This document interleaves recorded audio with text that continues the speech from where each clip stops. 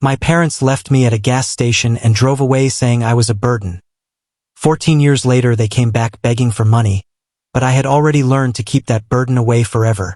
I was 18, when my life shattered in a way I could never have predicted.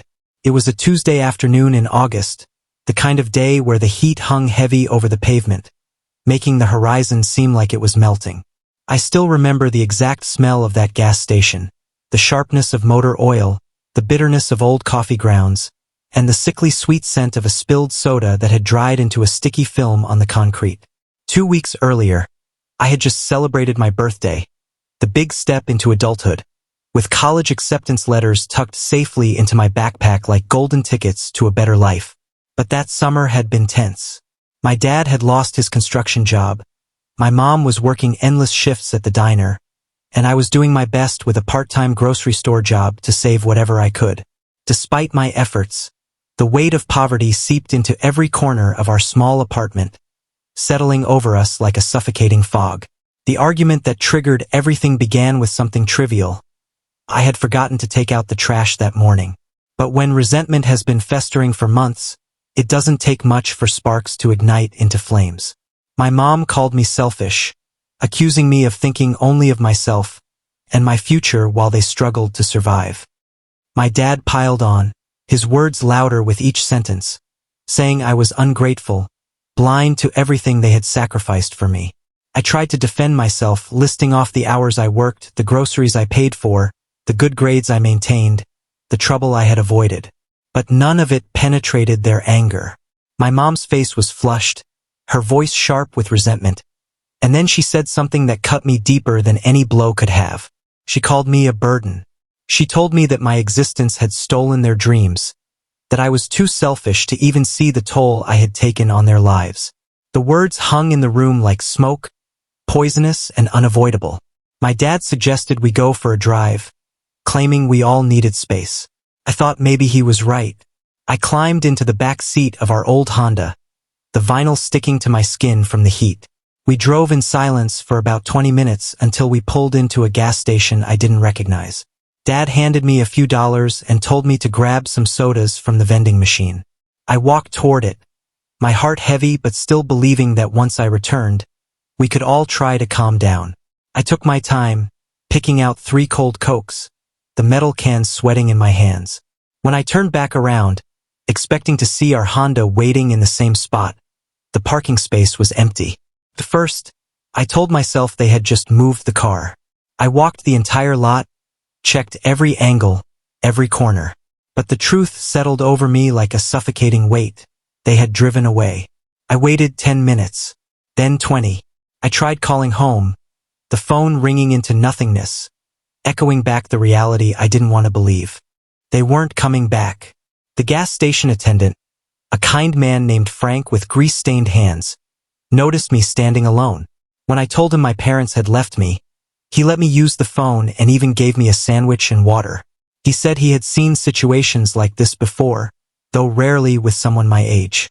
That night, I slept at a 24-hour diner down the road. The waitress, a woman with tired eyes but a gentle smile, let me stay in a corner booth as long as I ordered something occasionally. I sat there, nursing coffee, watching the clock, and wondering what came next. Over the following days, I found a cheap motel renting rooms by the week. I paid with my savings about $800 meant for college. To stretch it further, I worked small jobs wherever I could, washing dishes, cleaning offices, stocking shelves. It wasn't much, but it was survival. The first year was brutal. Loneliness hung over me like a second skin. But with every dollar I earned, with every day I survived, I proved something to myself, that I could build a life without them. I deferred college for a year, then enrolled in community college while working full-time. 2 years later, I transferred to a 4-year university, studying business and finance. I started buying and reselling electronics online, and slowly that side hustle grew into something bigger than I ever expected. By the time I graduated, I had savings, zero debt, and a clear path forward. I had transformed from an abandoned teenager into a man who understood the value of self-reliance. I expanded into real estate, started a consulting firm, and built a life from the ground up. I changed my number, moved cities, and kept my past buried.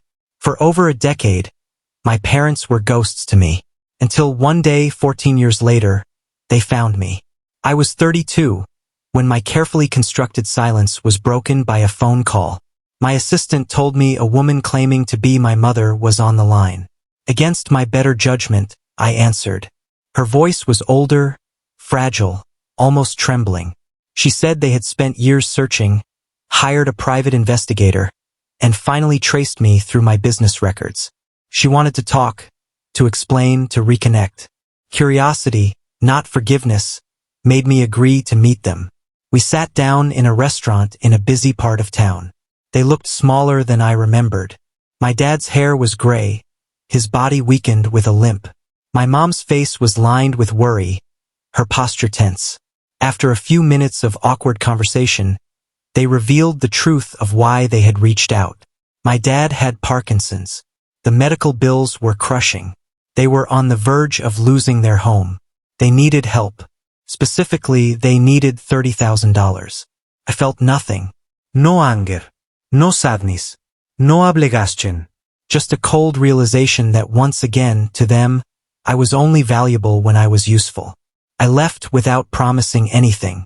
But over the following weeks, they continued to call, email, and even show up at my office. Their desperation grew sharper with every plea. I did my own research and learned their situation was real, but I also discovered a pattern. Drunk driving arrests, bankruptcies, debt they had never taken responsibility for. Worse, I learned from old neighbors that after they left me, they told everyone I had run away, painting themselves as the victims of an ungrateful son. That sealed it for me. They had not changed. They were the same people who once looked me in the eye and called me a burden. So I invited them to my office, a place that represented everything I had built on my own. I let them sit across from my desk, surrounded by awards, with the city skyline behind me. And then I told them my story, not to gain their sympathy, but to show them the cost of what they had done. I spoke of sleeping in diners, of working multiple jobs just to afford a weekly motel room, of building a business from nothing, of every success that was mine alone. And then I told them the answer they didn't want to hear. I would not be giving them a cent. Their faces fell. My dad tried to argue about family obligations. My mom cried, begging for forgiveness. But their words slid off me like rain against glass. I explained that blood alone does not create debt, that love without responsibility is not love at all. Before they left, I gave them one final gift, the truth. I told them exactly how their abandonment had shaped me, how it had hurt me, yes, but how it had also forged me into someone stronger than they could ever imagine. And then I thanked them, not for their love, but for teaching me the harshest lesson of all, that I could survive anything. Months later, I heard they lost their house and were living with my aunt in another state. I felt a flicker of recognition for their humanity, but no regret, because if I had given them my resources, their crisis would have become my crisis.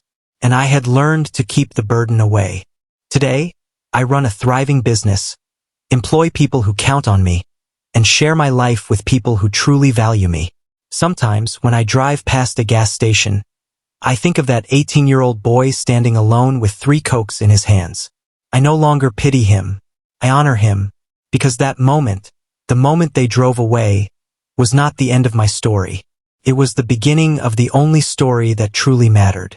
If you found my story moving, don't forget to like, share, and subscribe for more stories like this.